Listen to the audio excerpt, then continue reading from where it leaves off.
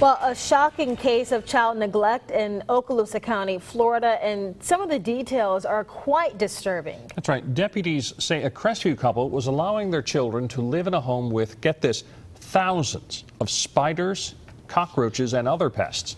Investigators say roaches were even climbing onto an infant in its crib.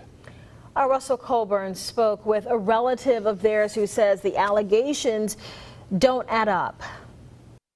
I can't even imagine the trauma that these children have been through.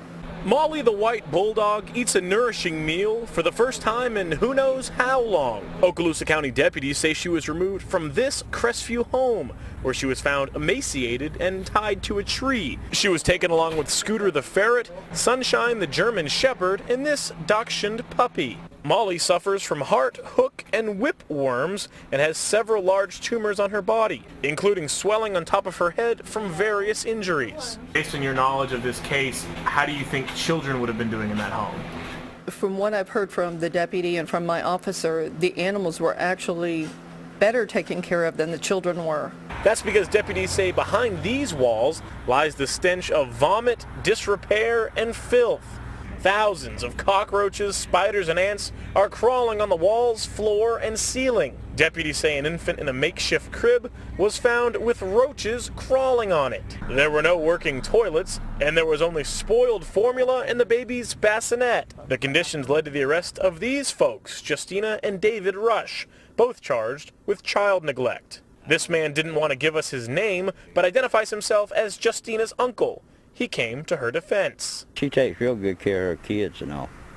She keeps them clean, dressed, fed good, and everything. She don't mistreat them. Would you describe the conditions in that house as livable for a child and pet? Well, yeah, I would.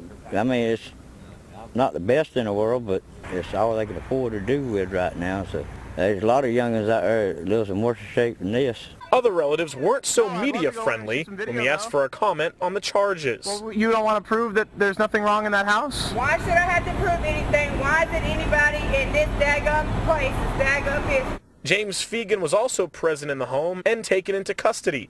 Deputies say he was growing marijuana, which he attempted to swallow when he was spotted. I'm told the animals will remain here through the court process and might even go up for adoption. That is, unless the suspects can prove they're fit to take care of the animals. As for the children, they were removed from the home by the Department of Children and Families. In Okaloosa County, Russell Colburn, Fox 10 News.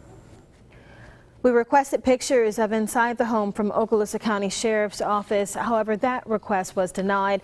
As for those arrested, jail records show they have more than 25 arrests between the three of them, with Fegan booked more than 20 times since 2000. Tonight, they're out of jail on bond.